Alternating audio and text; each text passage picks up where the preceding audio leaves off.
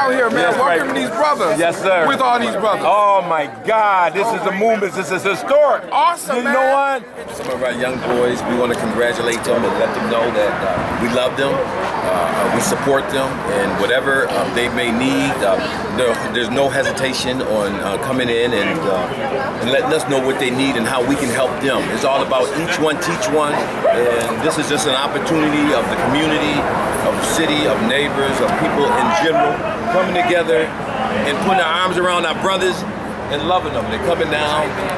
Most of them are young.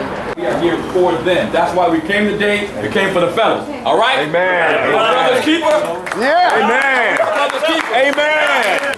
All right, great start for our young men of color. These are middle school students from the city of Buffalo, East Side and West Side, and they'll be engaging in a 2-week program for men of color, boys of color, who will become great men of color. Be well! I thought it was great to see all these men from across the community out welcoming young men into school, letting them know that they care about them, that they want them to succeed. Just absolutely fantastic. Oh man, just the smiles on these young men's faces to be greeted so warmly, that's something to see, man. Wow, you never know the impact just a presence will make. So I'm happy I was a part of it, definitely. Hey, the world is yours, man. The world is yours. Yeah.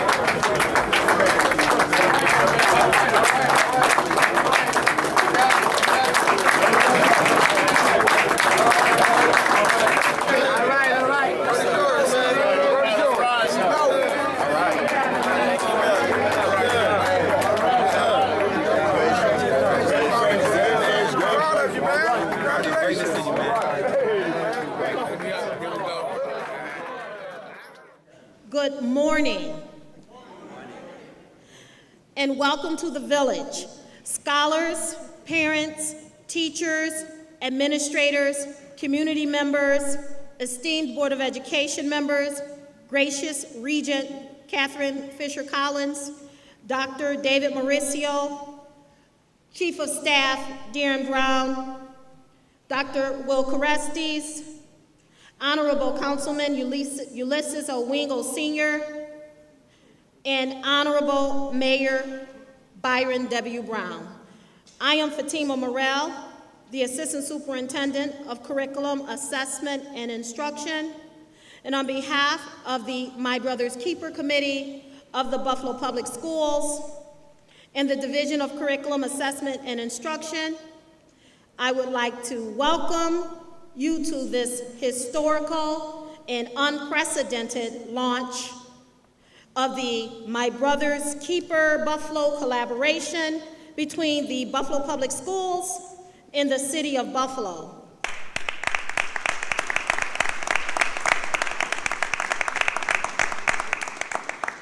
Today, we solidify this partnership with the official launching of the My Brother's Keeper Summer Male Academy, where we will honor, serve, and welcome approximately 150 promising 7th and 8th grade males into the first Male Academy program of the Buffalo Public Schools as they embark upon their journey to manhood, community building, and college and careers. Let's give our scholars a round of applause.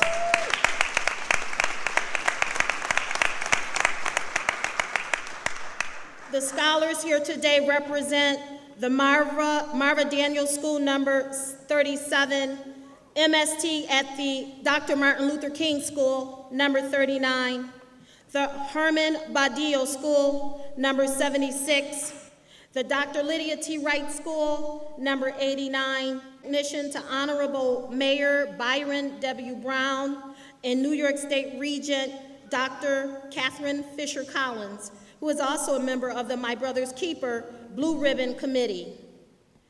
Board of Education members, Mrs.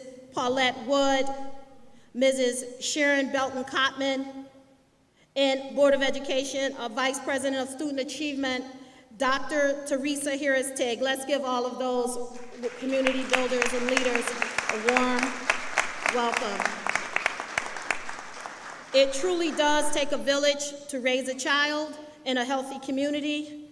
I am so honored, truly honored, to have so many esteemed and caring and supportive community builders in our midst today.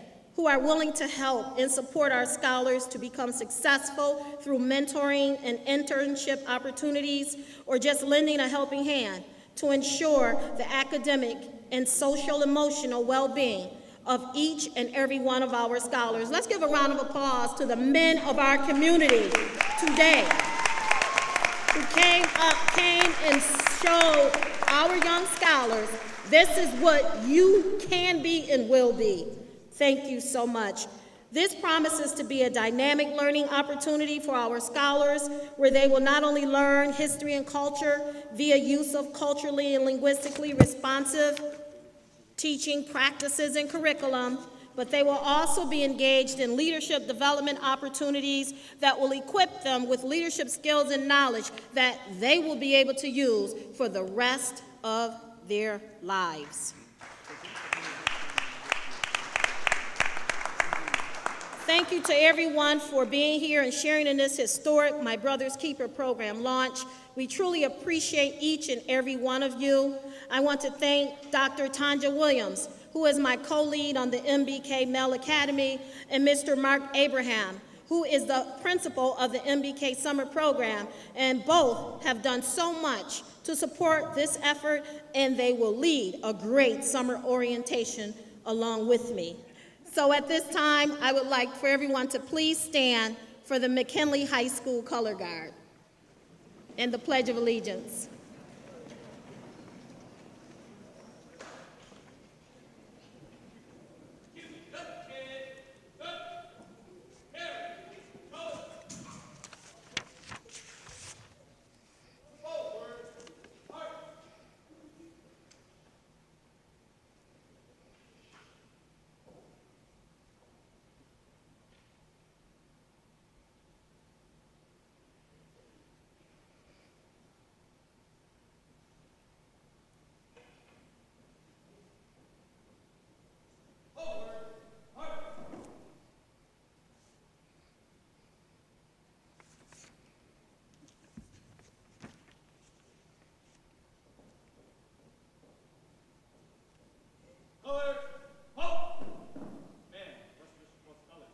Please post.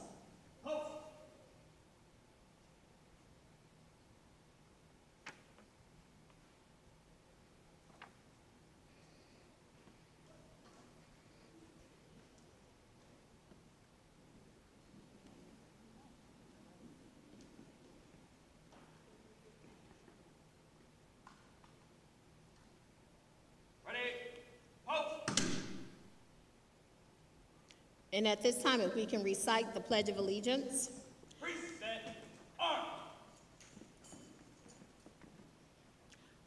I pledge allegiance to the flag of the United States of America and to the republic for which it stands, one nation, under God, indivisible, with liberty and justice for all. Order! Arms! Post!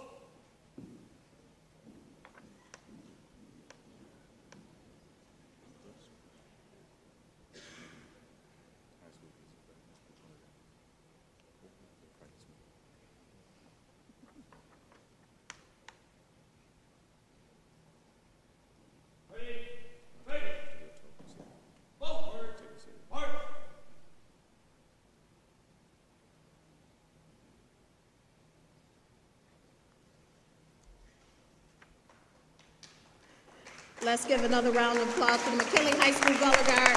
Please be seated. I don't know where I was. And my apologies. I guess I'm so excited today that I forgot a few things. So my apologies.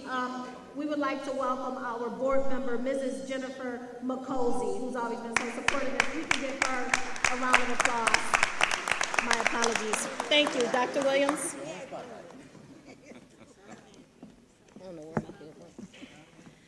Good morning. It certainly is an exciting day. Now that we have finished with some of the formalities, let the festivities begin. Thank you, Dr. Morrell, for such a wonderful welcome.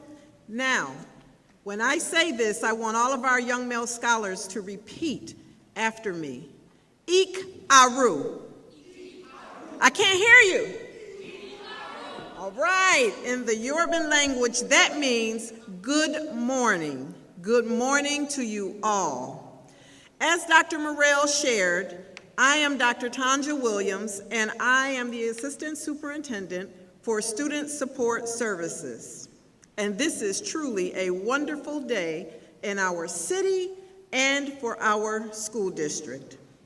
It is my distinct pleasure to share a heartfelt greeting with our young scholars and to each of the dignitaries and the community members that are here with us today. You got up today on this Monday morning, and I know Mondays can be tough. It's a little cloudy outside, and many of you don't work for the public school district, and you got up anyways, and you came in to support this endeavor, and for that, we thank you. Thank you. Please give yourselves a round of applause.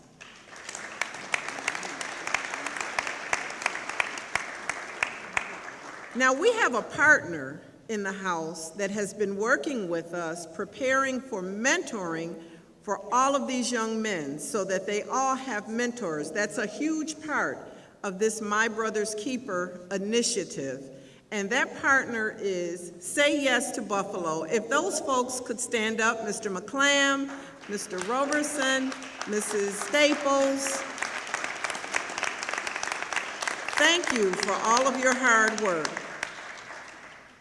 Now, I understand that amongst us, we have someone, and I'll tell you how things happen. This morning, one of our board members came to me, and she said, I know this young man, and he's an esteemed young man. He oversees a charter school in Berkeley, or he oversees Berkeley Charter School, I apologize.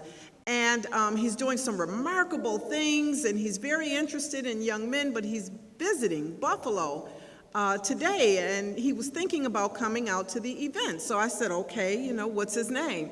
So she said, Ronald Williams. And I said, oh, I'll remember that because I have a family member named Ronald Williams. Well, lo and behold, I'm outside tearing up at the festivities and seeing our young men getting off the bus. And who walks up but my cousin, Ronald Williams. Ronald is here today. Can you stand up, Ronald?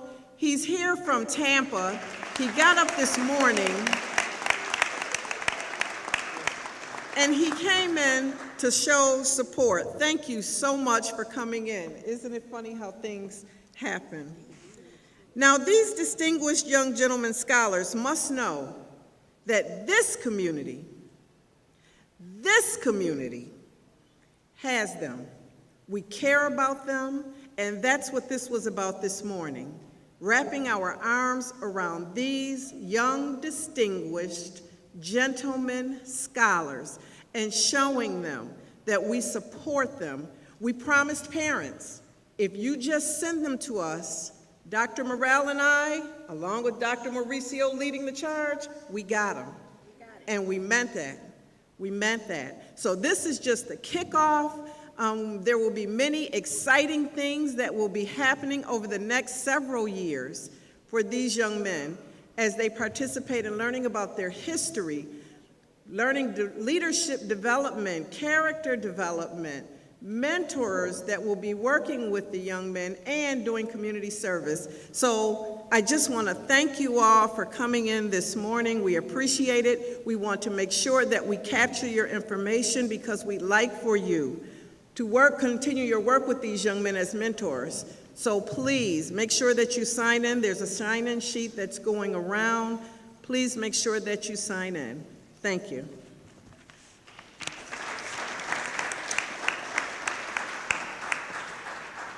Thank you. We'll have Mr. Abraham in a moment, but I would like to bring up our board member, Dr. Teresa. Here's Tig. I want to say it, and my outstanding leader in all things academic achievement that's been guiding me on so many fronts. Thank you. Good morning. Good morning. Good morning. Good morning. It is wonderful to be here today. Let's have all the men mentors who came out this morning stand, please. Let's have them just stand, and let's give them another round of applause. This is amazing. This is amazing. This is amazing. Thank you on behalf of the Buffalo Board of Education. We appreciate you. And let's have our young scholars, Please stand. Please stand. Please stand. Wow. Wow. Wow. Thank you. This is simply amazing. The Ashanti clan in West Africa use a term called ashe. Young boys, have you heard that word before, ashe? Yes or no? No, ashe means to make powerful things happen. And this is an example of ashe. Can you say that with me? Ashe. Ashe. Ashe. Thank you. Thank you so much, Dr. Harris-Tig. And now I'll have Mr. Abraham, our principal, who is going to lead us this summer. Let's give him a round of applause. So, good morning, young men. Good morning to all the mentors. I just want to say I thought it was so phenomenal to see so many men outside greeting the young men as they come in. It's a powerful thing for young men to see men. Takes a man to raise a man, to teach a man how to be a man. So I think that is a phenomenal thing. And we are so proud to have the kickoff here at McKinley High School. Young men, you're going to get a lot of information. I've went over the curriculum, a lot of powerful stuff, and I'm excited for you. I'm excited that you have a group of individuals that said you are important enough to give you some information so that you can graduate, so that you won't be part of that negative statistic for our young men of color. So I'm proud to be a part of this moment. I'm happy, and a few more minutes we're going to get to work. So thank you for everyone that came here. Thank you, Mr. Abraham, and thank you for opening your school to us. Without further ado, I would like to invite our Honorable Regent, Dr. Catherine Fisher-Collins, for her words. Thank you, Dr. Morrell. To the Honorable Byron Brown, our mayor of the city of Buffalo, who's doing a fantastic job. To our councilman, Wingo, who is here. To our school board members, to all the administrators who are here from the Buffalo School Board. You can't hear me, can you hear me now? Greetings from New York State Board of Regents. I am so proud to be here this morning. A year and a half ago, as I became a regent, one of the first items on our agenda was My Brother's Keeper, which was a program that you know was established by our former President Obama. The concept was put forth for us to make sure that we could bring forth programs throughout the state of New York and the rest of the states of this country to support our African American and Latino males. Regent Young brought forth the program for our state, and we are the only state in the country who has adopted this program. We are so proud that the legislature then followed our lead and gave us $20 million for New York State.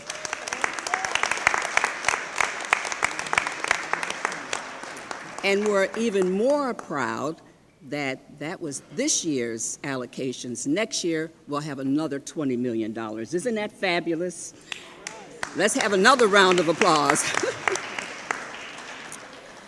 We would like to see programs like this program, across New York State. We want to send a message to Albany and to all of our leaders that we can establish programs that have tremendous outcomes. And the outcome for us here in Buffalo with this academy is for the 150 young men who we have identified to be in this academy. We are funding the program. We want each and every one of you to be here every day that the program is offered. We also want the parents of these young men to encourage them to come to the program, to offer the insight that they have in terms of the things that we should be doing and will be doing for them. I am so honored to be here the first day of the launching of this program in the city of Buffalo. To Dr. Williams, Dr. Morrell, and the administrative staff, and to our superintendent, who has worked so diligently with us at our Brothers Keepers, our Blue Ribbon Committee. He's worked very hard. There's more money coming to this area. Niagara Falls will have a My Brother Keeper program as well.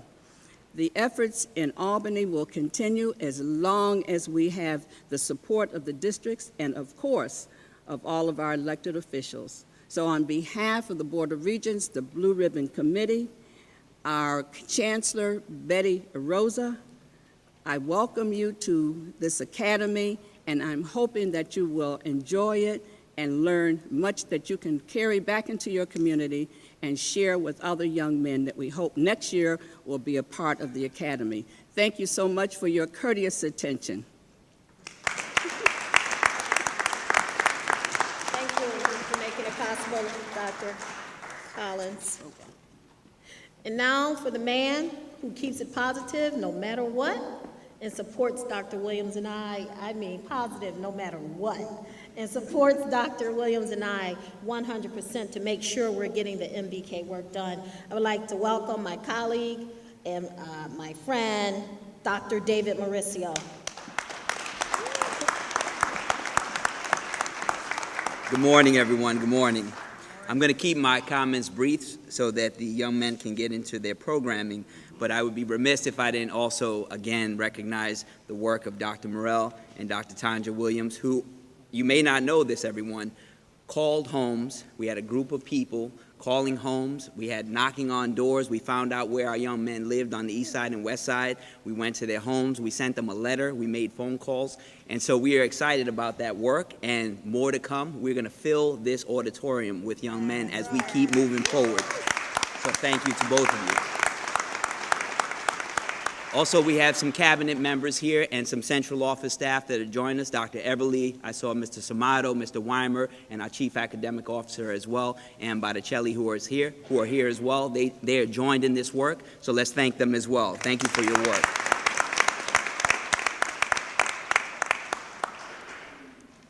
Now, I had two things I was going to share with you, but I'm going to mix it up a little bit, and again, I'm going to keep it brief. But when I went to college and when I graduated, I became a teacher. And then after becoming a teacher, I went back to college to become a bilingual special education teacher. And then I thought about gaining my doctorate degree. And some of it was for my own personal reasons, but a lot of it was truly for my community, where I grew up, my family, to let them know. And one young man who I grew up with, and he had his pathway to where he is today was not a straight line of excellence always. But he said to me, he's doing great today. He's doing great today. But he said to me, I just want one person from my neighborhood to say they have a doctorate. And I carried that on my shoulder. And I know Chief of Staff Darren Brown is going to also have his doctorate as well. And we'd have other individuals, Dr. Crestes and Dr. Rosser, who helped lead this work. And I thought about it. And we carried that weight. And so, but it's important for us to do that. And so when I studied for my doctorate, I said, well, what do I want to study? And so I studied men and women of color who grew up in challenging situations but are successful today. And the reason I studied that is because I knew one day, today is one of those examples, and many days I would be talking to young men and young women of color and of all backgrounds. And so they talked about a few things. I'm only going to share a couple, and I'll come back and speak about the rest. But the first and most important thing they talked about was at your age, in middle school, as a young man who's going to become a man of color, a great man of color, they had to set a vision for their life. At this moment, it may seem too young, but you have to look forward and say, what kind of career do I want to have? Do I want to wear a suit? Do I want to work with my hands? Do I want to work with my mind and my hands? What do I want to be? And you may or may not follow that path, career path. I know I changed mine 7 times. But in the end, setting that goal will then set you up to set up a plan to get there. And so if one of the most important things you can do during these next 2 weeks in this program is to make sure you walk away, and it's part of our work that we're going to be working with you on, is setting a vision for your life. Because when you don't have a vision, any path will do. And so it's critical for you to say right now, these next 2 weeks, when I'm 25, this is what I want to be doing. And then that will guide what you do. And then the second thing, and I'm going to end with this, is I had the opportunity to go back home this past week. And part of that was to bring my mother, who's 78, 9 years old, and but thinks she's 60. And I had to bring her back to New York City to see the neighborhood, the house we grew up in. And I also wanted to bring my daughter to meet my family. And then the third thing, and one of the most important things for this trip, was I needed to go meet up with a woman by the name, who's 73 years old, by the name of Mrs. France. And if you look back in the records, she actually ran for governor and made it on the ballot. Now, she didn't win, but she won because she made it on the ballot. Right. And from my neighborhood in New York City, 95th Street, East Elmhurst, she was a woman who raised 6 kids by herself. And I went back to say thank you. Because one day she took me in the same house she lives in now and brought me off the street. We were hanging out, and brought me inside the vestibule there and said, you know what? I'm going to stay on you. She would use another word. But she said, I'm going to stay on you because you will not fall victim to the things that are happening in this street. And I went back and I gave her a hug, took a picture, posted it on Facebook, and said thank you for that comment, and thank you for being there, being a mentor for me. And she was an African-American woman, again, ran for governor, made it to the ballot, and is now studying for her master's degree in theology, and she's 72 years old. So let's give Mrs. France and all the Mrs. Frances of this world a big round of applause and say thank you for all you do for us, young men of color. Great to meet you all. We'll see you in this next 2 weeks. Thank you again. Thank you so much for that inspiring story. We all have stories, and this summer we're going to tell those stories to one another again and again. Thank you, Dr. Mauricio. And so next, I would like to invite up our Honorable Maston District Councilman, Mr. Ulysses Owingo, Sr. Thank you. Thank you so much. Good morning, everyone. Good morning. How is everyone doing this great day in Buffalo? Real quick, let me tell the boys a story, and I'll be out your way very, very fast. There was a very affluent family who had a mountaintop house. They would visit this house every year. They would get in their stretch limo, the parents and their one son. They would drive up this mountain. But every year they would drive up this mountain, they had to drive through a valley. It was a very poor valley. It was the hood, y'all. They had to drive through the hood to get to their very, very nice, opulent apartment at the top of the mountain. Every year that this boy went up there with his family, he would run back down to this village and play with the boys in the village. He would share his toys with them, and he would leave them with them. One year they were going up to their house, the next year, and their car ran off the road. Immediately, the boy became an orphan. His parents had died in the crash, and he was hanging on the edge of a mountain on a tree root. The boys he played with ran down to see what all the noise was about. They saw the boy hanging by the tree root. Those boys, they went back to the village and got their father. The father ran down. He saw what was happening. He went and got a rope. He went to his house. He got his rope, found out his rope was too short. He went back and got somebody else. Put his rope together in his mouth. It was too short. So another boy got his time.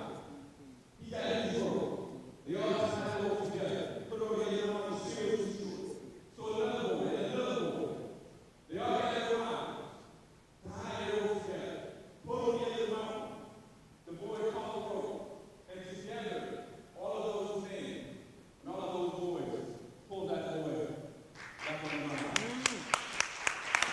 Listen, let me share this with you, y'all, because this was a poverty-stricken community. And it was not so much about what they had, it was about what they had to offer. Y'all talk back with me in here. It was not necessarily about what the boys didn't have, it was about what those boys and their families had to give so that this boy had. Now, they thought that they didn't have anything, but they had what that boy needed at that time. Y'all not talking with me in here.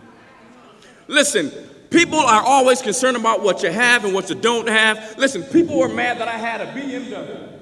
Well, they said, when you go to the BMW, guess what? I had two of them. And I'm not saying that as right. Something I tell you, I am not right. I'm saying that because it matter what I had, it matter what I had for all. I said.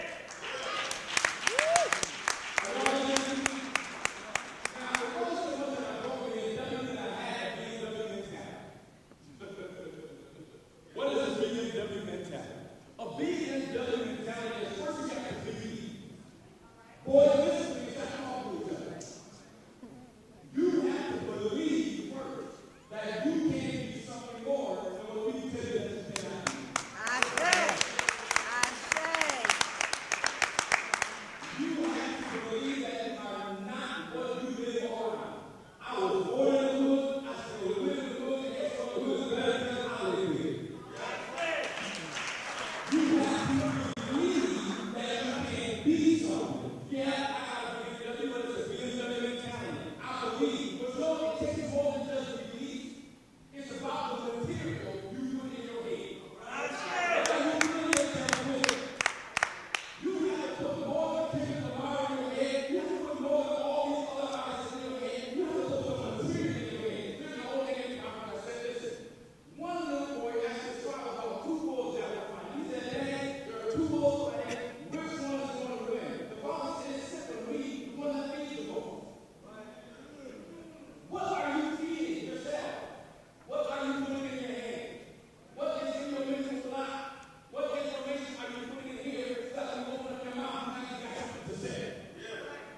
You have to believe in yourself, put some material in you, and last but not least, fellas, young men, graduating men, you have to put in the work. The work. The work. The work.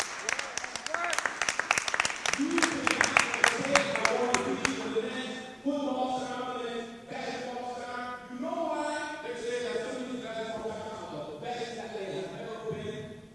Because their practice reflects that you don't court. What they do on the court looks like their practice. You can't just get out on the court and think you go to school and like you did not put in the work. Their court game looks like their practice game. Your test result looks like your study time. You have to put the work in, fellas. You're not just going to be ready to put the work in. So yes, we know guys are BMW, but I have a BMW mentality in the hood. I'm not where I am. I'm where I am because I believe in myself. I put the materials in, information, and I put that over here. People told me I was a medical counselor. I didn't have a name. I said I got my daddy's name. I got a name.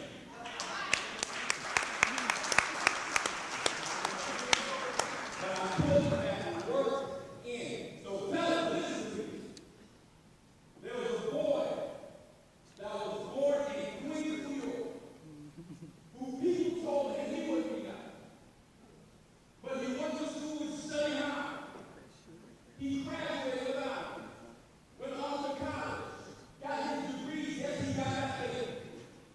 Moved to Buffalo, New York. Ran for office. He was a councilman of the Mansion District in the city of Buffalo. But he wanted to increase his footprint. He wanted to make a bigger impact. So this same person ran for New York State Senate. They said he wouldn't win, but you know what? He had a BMW mentality. He believed in himself. He feels that the right knowledge and put that over him. And guess what? He became a senator. And after he became a senator, he didn't just say, you know what? I'm going back. You know what?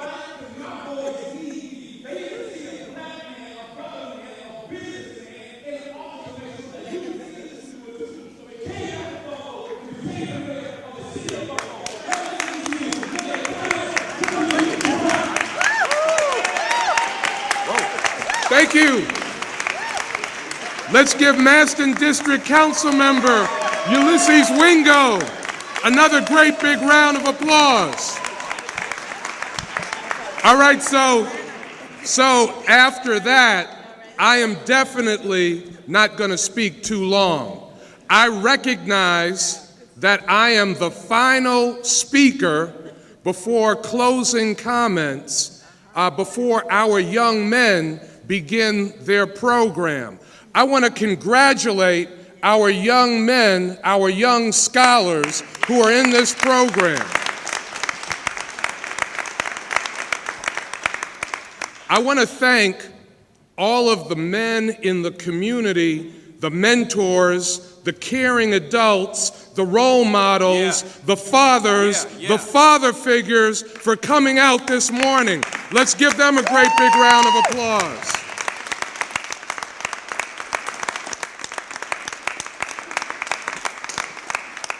Now, I want everyone, depending on what your age is, I want you to pull out your calendar right now, depending on what your age is. I want you to pull out your cell phone right now, depending on what your age is. Young men, young scholars, this doesn't usually happen in school, but if you have a cell phone, I want you to pull out your cell phone right now. And why? Because this is a great day in the city of Buffalo. This is a turning point in the city of Buffalo. This is a cycle breaker in the city of Buffalo. This is a life changer in the city of Buffalo. I want you to mark down this day, August 7th. This is the day when it all changes for the young men and boys of color in the city of Buffalo. Write this day down. Now, as I look in this auditorium should be filled with media. When there are bad stories, when there are controversial stories, when something negative is happening, there is every TV camera, every radio microphone, every print newspaper there to cover it. So you know what we're going to do? We need to Facebook it. We need to Instagram it. We need to tweet it. We need to make sure that this information goes out, that today at McKinley High School, the My Brother's Keeper all-male academy began. This is a turning point in Buffalo. We're never going to go back. We're only going to go forward. And the lives for all of our young men in the city of Buffalo is going to get better. Young men, thank you for believing in yourselves. Thank you for being here. Tomorrow, the day after that, you will achieve the victory because you are here today. Thank you all very much. God bless you. One final thing. As mayor of the city of Buffalo, I have the ability to recognize special days. And this is a special day, a turning point in Buffalo, in the Buffalo Public Schools. So now, therefore, be it resolved that I, Byron W. Brown, Mayor of the City of Buffalo, do hereby proclaim August 7th, 2017 as My Brother's Keeper Day in the city of Buffalo, New York.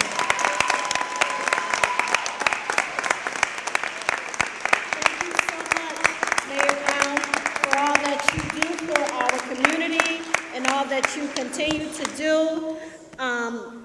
Just thank you. We will go forward. We will not look back. I appreciate that. I have to mention our superintendent, Dr. Kreiner Cash, who has made so many things possible for us, including allowing us to grow innovative programs, for opening doors for us to do things like this. Because prior to his leadership, it just was not a reality.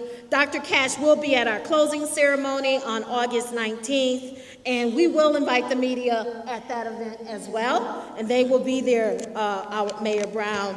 Want to once again just thank all of our board members for being here. Ms. Woods, Mrs. McCosey, Dr. Harris-Tigg, Mrs. Sharon Belton-Cotman, our Councilman Wingo, Mayor Brown, of course, our Chief of Staff, our Regent, Catherine Collins, Dr. Mauricio, Dr. Carestes, Dr. Williams, who has a lot of doctors, and Mr. Abraham was working on his doctorates. So thank you all. Our scholars, we're going to take good care of you. For your friends that stayed in the bed, tell them Dr. Morrell's coming for them, and they need to get here tomorrow morning. And to our men in our community, thank you so much for all you have done and will do in providing mentoring for our young men who need it so much. I love this community. Thank you. Teachers, am I forgetting anything? I want to give a round of applause to our teachers for all they will do. I am so amazed at the curriculum that they have put together. It is like no other. It's just an amazing curriculum like nothing we have ever experienced in this district before. We're going to learn about our history and culture, and we're going to do that in a way that is linguistically responsive as well. Thank you for everything, Ms. Rosser, Ms. Brandy, Ms. Wingo, Ms. Fulcher. Thank you so much, Mr. Hall, Mr. Jason Hall. Thank you so much, Mrs. Rozier. Thank you, Mr. Boone, Mr. Marshall. Thank you, Mr. Thompson. Thank you, Mr. Abraham. Just thank you to all the teachers for all the curriculum work. I appreciate you. Thank you to the parents of our boys for getting them up this morning. Let's give our parents a round of applause. We'll see all parents on the 19th right here at McKinley as well for our rites of initiation. I want to thank Mr. Baba Ing. If he can be recognized, he's going to be doing our African Center restorative justice practices with our boys. Thank you for everything, and now it is time for us to be dismissed. Did I forget anything, Tanya? I think you got it all. Yeah. I got everything. Dr. Williams says I'm good. Thank you, and have a good day. Did I forget anything? I will. The children can remain seated. Our